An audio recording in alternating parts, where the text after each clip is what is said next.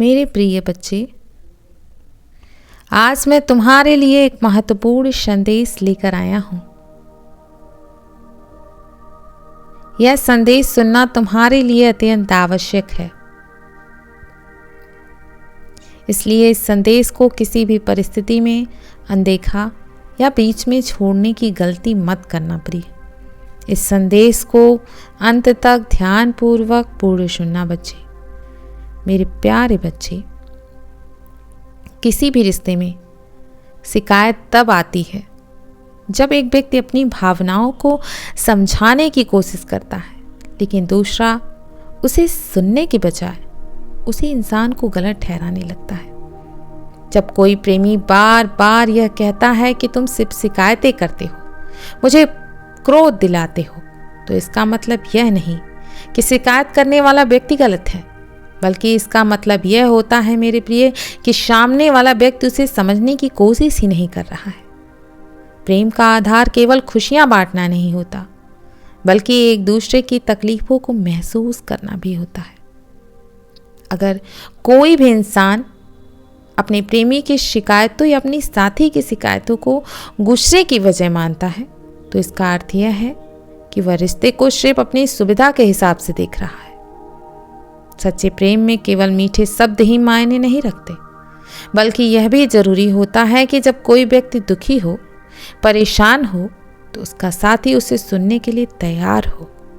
शिकायत करने वाला प्रेमी गलत नहीं होता, बल्कि वह सिर्फ यह चाहता है कि उसकी भावनाएं सुनी जाए, कि उसका दर्द महसूस किया जाए, कि जिस रिश्ते को वह पूरे दिल से निभा रहा है उसमें उसकी भी कोई अहमियत हो। रिश्ते में सच्चा प्रेम वही होता है जहां दोनों एक दूसरे की भावनाओं की कद्र करें, ना कि उन्हें नजरअंदाज करें। अगर कोई प्रेमी शिकायत करता है तो इसका अर्थ यह होता है मेरे प्रिय कि उसे इस रिश्ते की परवाह है, उसे अपने साथी से उम्मीदें हैं। लेकिन जब एक व्यक्ति शिकायत को गुस्से की वजह मानकर उसे टाल देता है, तो वह अनजाने में अपने रिश्ते को कमजोर कर रहा होता है मेरे प्रिय। धीरे धीरे शिकायत करने वाला व्यक्ति या तो चुप हो जाता है या फिर उस रिश्ते से हमेशा के लिए दूर हो जाता है। क्योंकि जब किसी को बार बार यह एहसास दिलाया जाता है मेरे प्रिय कि उसकी भावनाएं कोई मायने नहीं रखती हैं, तो वह खुद को खत्म करने के बजाय उस रिश्ते से ही किनारा करने लगता है। इसीलिए सही या गलत का सवाल यहाँ नहीं है, बल्कि सवाल यह है मेरे प्रिय कि क्या किसी भी रिश्ते में केवल खुशियों की ही जगह होनी चाहिए, या फिर तकलीफों और परेशानियों को भी उतना ही महत्व दिया जाना चाहिए।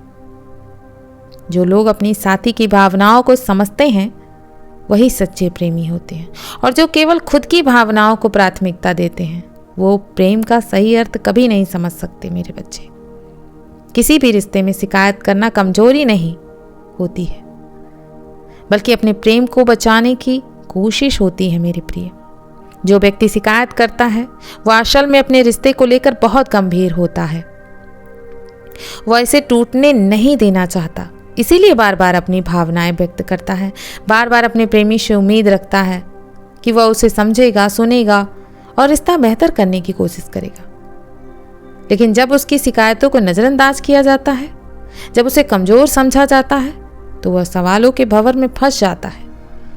क्या मैं सही कर रहा हूं? क्या मुझे कहीं और जाना चाहिए? पर सच तो यह है कि शिकायत करने वाला व्यक्ति सिर्फ तभी किसी और के पास जाता है जब वह पूरी तरीके से टूट चुका होता है मेरे प्रिय। जब उसे यकीन हो जाता है कि जिस इंसान से वह प्रेम करता है वह उसे समझने के लिए तैयार ही नहीं है। मेरे बच्चे, वह कमजोर नहीं होता है, बल्कि वह सबसे ज्यादा मजबूत होता है, क्योंकि उसने अंत तक हर संभव प्रयास किया होता है। लेकिन कोई भी व्यक्ति हमेशा एक तरफा कोशिश नहीं कर सकता। जब उसे यह एहसास हो जाता है कि उसके शब्दों की कोई कीमत नहीं है, यहाँ पर उसके आंसुओं की कोई अहमियत नहीं है, तो वह आखिरकार वह जगह छोड़ देता है मेरे प्रिय, जहां उसे केवल दर्द ही प्राप्त होता है। शिकायत करने वाला इंसान किसी और के पास तभी जाता है जब उसे वहां सम्मान नहीं मिलता, अपनापन नहीं मिलता, समझ नहीं मिलती, जो शायद उसने अपने रिश्ते में मांग की थी, जो अब उसके रिश्ते में खत्म हो चुकी है। यह उसके लिए आसान नहीं होता मेरे प्रिय, क्योंकि वह कभी भी इस रिश्ते को छोड़ना नहीं चाहता था। पर जब एक इंसान की भावनाओं को बार बार ठुकराया जाए, जब उसे बार बार हीन महसूस कराया जाए, तो फिर वह भी अपनी खुशियों की तलाश करने के लिए मजबूर हो जाएगा। यह उसकी कमजोरी नहीं है, बल्कि उसके आत्मसम्मान की पहचान होती है। वह यह समझ जाता है कि खुद को भी प्रेम किया जाना चाहिए, ना कि हमेशा खुद को कुचलते रहना चाहिए। इसीलिए शिकायत करने वाला अगर किसी और के पास चला जाए मेरे प्रिय, तो इसका मतलब यह नहीं कि वह कमजोर है या बेवफा है या गलत है, बल्कि इसका अर्थ यही है कि अब उसने अपने दर्द से खुद को आज़ाद कर दिया है। उसने फैसला ले लिया है अपने दर्द से अपने आप को आज़ाद करने का। मेरे प्रिय, जब कोई इंसान अपने प्रेमी के लिए हर दर्द सह चुका हो, हर चीज़ सह चुका हो, उसके सारी चीज़ को, हर शिकायत कर चुका हो, हर कोशिश कर चुका हो, और फिर भी उसे वही बेरुखी, वही तकलीफ, वही अनदेखापन मिलता रहे, तो एक समय ऐसा आता है जब उसका दिल और दिमाग लगातार उलझनों में घिरने लगता है। वह जानता है कि उसने हर संभव कोशिश कर ली है। वह जानता है कि उसने रिश्ते को बचाने के लिए खुद को तकलीफ़ों में झोंक डाला है, बहुत झोंक दिया है, लेकिन फिर भी सामने वाले इंसान को उसकी भावनाओं की कोई कद्र कभी हुई नहीं। अब स्थिति यह है कि वह अपने प्रेमी को या तो माफ़ कर देता है या फिर आगे बढ़ जाता है माफ़ करके, लेकिन उसका मन शांति नहीं पाता मेरे प्रिय। वह बाहर से सामान्य दिखने की कोशिश करता है, लेकिन अंदर ही अंदर उसकी आत्मा रोती रहती है। बीते लम्हों की यादें, अनकहे बहुत सारे शब्द, अधूरी बातें उसे चैन से रहने नहीं देती। खुद को बार बार यह समझाने की कोशिश करता है कि माफ़ करना ही सही रास्ता है, लेकिन सच यह है कि माफ़ करने के बाद भी जब वही तकलीफ़ें दोहराई जाती हैं, तो वह इंसान एक अजीब सी मानसिक युद्ध में फंस कर रह जाता है प्रिय। ऐसे में उसे केवल अपने आप को प्राथमिकता देने की जरूरत है मेरे प्रिय।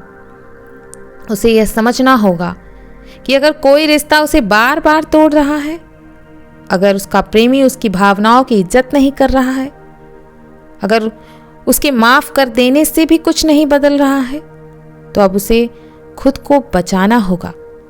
उसे अब अपने मन की शांति के लिए कुछ ठोस कदम उठाने होंगे।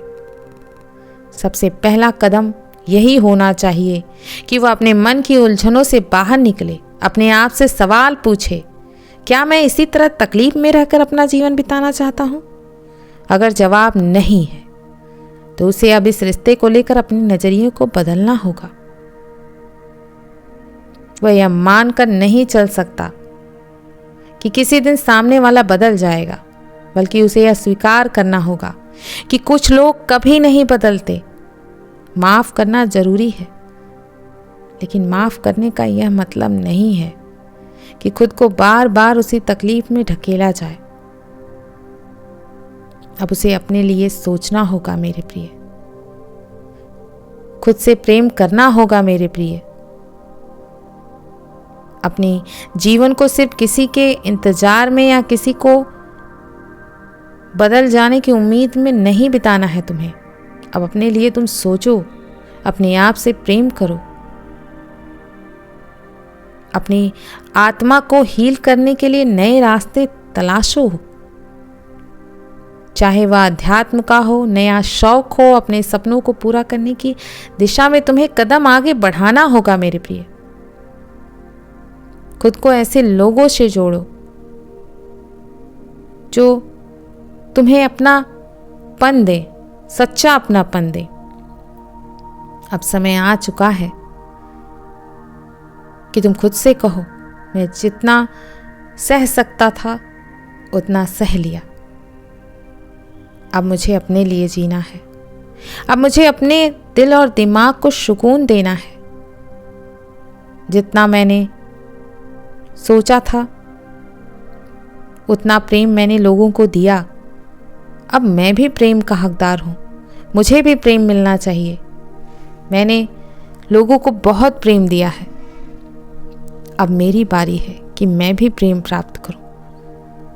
किसी ऐसे इंसान के पीछे मत भागो जो तुम्हारी भावनाओं की कदर नहीं कर रहा है, जो तुम्हें नहीं समझ रहा है। मत भागो मेरे प्रिय, ऐसे लोग किसी के नहीं होते हैं। वह तुमसे भी रिश्ता चाहेंगे और किसी अन्य से भी चाहेंगे, वह किसी के नहीं हो सकते। वह चाहते हैं कि मेरे आसपास बहुत सारे लोग रहें, मैं सबका बनकर रहूं, लेकिन वह चाहेंगे कि तुम केवल उनके बन के रहो। ऐसा नहीं करना है मेरे प्रिय। अपनी खुशियों को प्राथमिकता दो। यदि कोई तुम्हें बहुत प्रेम दे रहा है, तुम्हारा मान कर रहा है, सम्मान कर रहा है, तो तुम भी उसे मान सम्मान दो, उससे प्रेम करो। यदि कोई तुम्हें छल रहा है, अनदेखा कर रहा है, उसे उसी क्षण छोड़ दो। मैं जानता हूं तुम्हारे जीवन में बहुत सारे लोग हैं जो तुम्हें प्रेम देते हैं, उन्हें प्रेम दो। मैं कल फिर आऊँगा, प्रतीक्षा करना मेरे प्रिय। सदैव खुश रहो, कल्याण हो तुम्हारा। ओम नमः शिवाय। शुभ रात्रि।